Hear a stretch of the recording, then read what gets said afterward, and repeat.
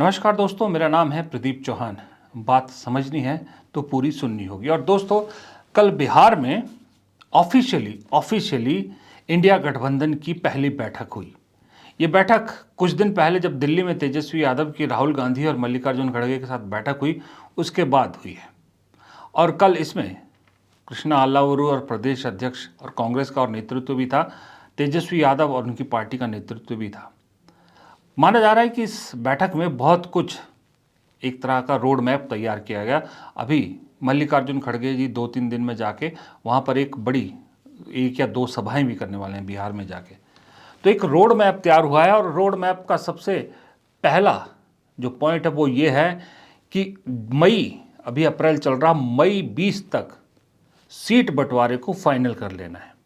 Seat बंटवारे पे कोई झंझट नहीं होना चाहिए, 20 मई तक क्लियर होना चाहिए, चाहे वो आरजेडी हो, चाहे कांग्रेस हो, चाहे लेफ्ट हो, चाहे वो वीआईपी पार्टी हो, सब लोगों का 20 तारीख तक क्लियर हो जाएगा। आज जो बैठक हुई इसमें तमाम इंडिया गठबंधन के दलों ने अपनी अपनी बात रखी और मैं ये आप सबके बीच रखना चाहता हूं कि यूनिटी और क्लैरिटी के साथ इंडिया गठबंधन बिहार में चुनाव लड़ेगी। मुद्दों की क्लैरिटी है, जनता के मुद्दों के इर्द गिर्द इंडिया गठबंधन जनता की आवाज बनकर मोदी जी, अमित शाह मुख्यमंत्री से जनता के मुद्दों पर सवाल करेंगे। मुद्दों से इधर उधर ना मोदी जी को भटकने देंगे, ना अमित शाह जी को भटकने देंगे और ना कुछ आपके मीडिया के साथी जो एजेंडा पे नहीं बात करते हैं, ना उनको भटकने देंगे। वो वजह यह है कि उसके बाद चीज़ें जो है फिर जॉइंट प्रचार शुरू होगा, फिर एक कॉमन मिनिमम प्रोग्राम बनेगा, सब चीज़ें होंगी, एक कॉमन मैनिफेस्टो भी बनेगा। ये सब जो तेज़ी आई है, तेज़ी की वजह क्या है? तेज़ी की वजह यह है कि जो अभी प्रेजेंट सर्वेज दिखा रहे हैं, जो इंडिपेंडेंट सर्वे, उसमें ये गठबंधन जो है, जिसको महागठबंधन कहते हैं, ये ऊपर जा रहा है और जिनको सत्ता से बाहर करना है इस गठबंधन को, वो नीचे जा रहा है। अभी मैंने कल ही देखा, एक सर्वे देखा कि जिस सर्वे में प्रदेश में मुख्यमंत्री के रूप में लोगों की पहली जो चॉइस है 36% के साथ, शायद वो तेजस्वी यादव है, 36%। उसके बाद दूसरे नंबर पे कहीं प्रशांत किशोर है 17% के साथ और नीतीश कुमार 15% के साथ, और वो सम्राट चौधरी भी उसी के आसपास है। तो यानी कि एक गर्म माहौल है। माहौल किसने बनाया? माहौल बनाया कांग्रेस ने। ये कॉम्बिनेशन है जो इस वक्त वहाँ पर काम कर रहा है महागठबंधन के लिए। कांग्रेस ने मेहनत की, 1 महीने में बिहार के जो राजनीति है उसको पूरा गरमा दिया।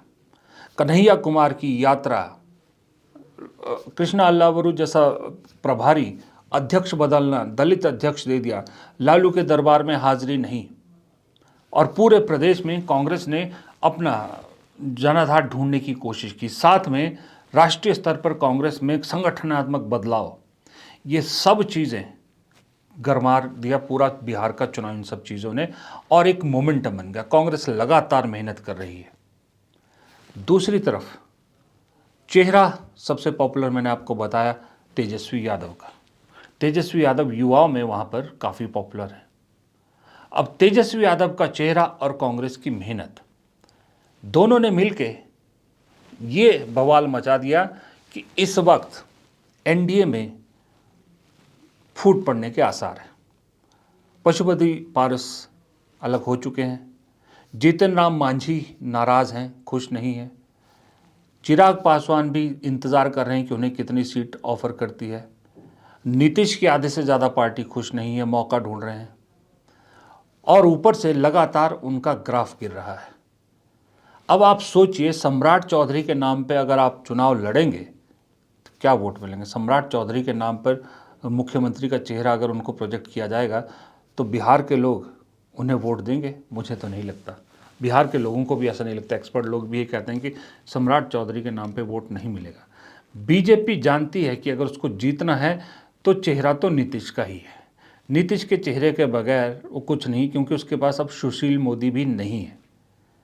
दूसरी तरफ चेहरा तेजस्वी यादव, जो पॉपुलैरिटी में सबसे आगे है, डबल से भी ज़्यादा मार्जिन से आगे है।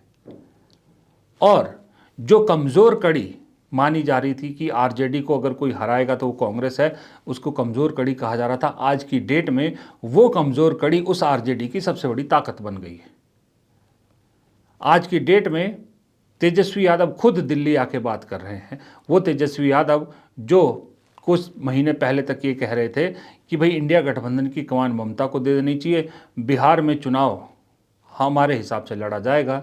इशारों इशारों में ही कांग्रेस को ये भी कह दिया गया था कि अब जितनी सीट दी जाएगी उसी में मानना पड़ेगा। वही तेजस्वी यादव मजबूर हुए दिल्ली जाके खुद बातचीत करने के लिए।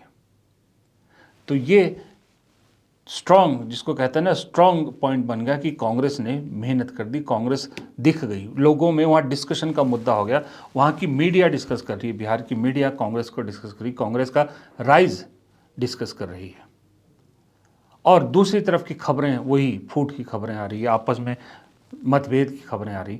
तो ये कहता ना कि एक इनिशियल एडवांटेज, शुरुआती जो एक बढ़त है, वो फिलहाल महागठबंधन के पक्ष में जाती दिख रही है। इसलिए महागठबंधन चाहता है कि इस एडवांटेज को बनाए रखें और वक्त रहते जितने मसले हैं सब सुलझा लिए जाएं, चाहे वो सीट बंटवारा हो, चाहे कैंडिडेट का सिलेक्शन हो, चाहे जॉइंट कैंपेन का हो, चाहे किसकी रैली कहाँ होनी है, कौन उसमें शामिल होगा, ये सारी चीज़ें।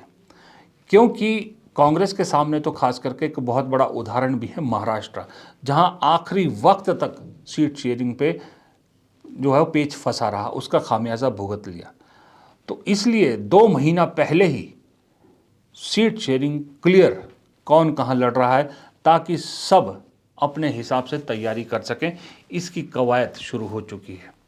अब इस कवायद में आपको मालूम है वहाँ पर दिक्कत सिर्फ बिहार में नहीं हो रही, बीजेपी को दिक्कत दिल्ली तक पहुँच गई है।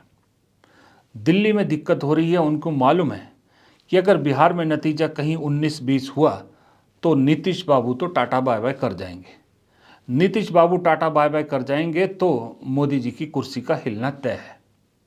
नीतीश के साथ कहीं जीतन राम मांझी ने भी टाटा बाय बाय कर दी, तब तो पक्की कुर्सी गिर जाएगी। इसलिए ये जो ईडी की कार्रवाइयाँ हो रही है ना गांधी परिवार पे, रॉबर्ट वाड्रा पे, वो इसीलिए हो रही है ताकि वो चाहते हैं जो कांग्रेस एनर्जी बिहार में लगा रही है वो कांग्रेस की एनर्जी डाइवर्ट कर दो दिल्ली की तरफ, ताकि वो पूरा गांधी परिवार के आसपास ही सारी एनर्जी लग जाए। गांधी परिवार को भी एक रोक दो कि वो मूवमेंट उसकी ज़्यादा ना हो पाए। एक कांग्रेस के अंदर डर फैलाने की कोशिश है कि भाई तुम्हारे सुप्रीम लीडर को अगर हम चार्जशीट कर सकते हैं, जेल भेजने की तैयारी कर सकते हैं, तो छोटे मोटे लीडर की कोई औकात नहीं है। ये एक डर कांग्रेस के अंदर डालने की कोशिश की गई। वजह ये कि बिहार से कांग्रेस की एनर्जी वापस दिल्ली की तरफ लाना चाहते हैं, बिहार में कांग्रेस को थोड़ा ठंडा करना चाहते हैं। ये है वजह। तो इसलिए मुझे लगता है कि जो कल बैठक हुई है, इस बैठक का बहुत अहम रोल आने वाले वक्त में आपको देखने को मिलेगा। अभी मल्लिकार्जुन खड़गे की जब रैली होगी उस दिन आप देखना होगा कि क्या उस रैली में तेजस्वी यादव या लालू यादव भी शामिल होते हैं तो वो क्या कहते हैं और भीड़ क्या दिखती है उस वक्त। वैसे भी बिहार में इस वक्त एक ही नेता हैं तेजस्वी, जिनकी रैलियों में सबसे ज़्यादा भीड़ होती है, लेकिन वो भीड़ वोट में कन्वर्ट लोकसभा में तो नहीं हुई थी। ये तो हमने भी देखा कि लोकसभा चुनाव में वोट में कन्वर्ट नहीं हुई। इस बार तेजस्वी क्या करेंगे कि ऐसा ना हो, ये भी सोचने वाली बात है। तो मौका है चौका मारने का, और मुझे लगता है महागठबंधन को चौका मारने के लिए लूज बॉल अभी से मिलनी शुरू हो गई है। अभी से चौके पे चौका मारेंगे तो सेंचुरी लगना तय है। और बिहार का चुनाव, एक चीज़ और आखिरी में ज़रूरी है बात करना कि बिहार का चुनाव सिर्फ बिहार नहीं है। बिहार जो है ना, इस देश में बदलाव की क्रांति की शुरुआत करने वाला है। वो मैं इसलिए बोल रहा हूँ कि मैं बड़ा फर्म बिलीवर हो गया हूँ पिछले कुछ दिनों से उस चीज़ का। वो जो 25 साल के चक्र की जो मैं थ्योरी बताता हूँ, अब 25 साल 2025 से बदलाव का दौर शुरू होना है।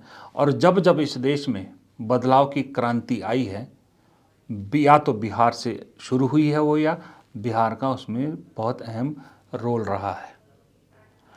अब आप खुद देखिए 1975 से 2000 के बीच का वक्त, जब राजनीतिक उथल पुथल हुई, कांग्रेस को चैलेंज आने लगे, तो बिहार से जेपी आंदोलन शुरू होता है। बिहार से लालू प्रसाद यादव जैसे नेता उभरते हैं, जॉर्ज फर्नांडिस जैसे नेता उभरते हैं, और बिहार की राजनीति देश की राजनीति को चलाती है। फिर आइए आप 2000 से 2025 के पीरियड में, नीतीश कुमार बिहार की राजनीति में एंटर करते हैं एनडीए के पार्टनर के रूप में। नीतीश का दौर आता है, लालू का दौर जाता है। बिहार में जब दौर वापस नहीं आया इतने सालों तक, लालू और कांग्रेस का राष्ट्र स्तर पर भी बदलाव आया। इसलिए मैं कह रहा हूँ अब इस बदलाव की क्रांति की शुरुआत फिर बिहार से होगी, क्योंकि 2025 में सबसे इम्पोर्टेंट चुनाव बिहार का है।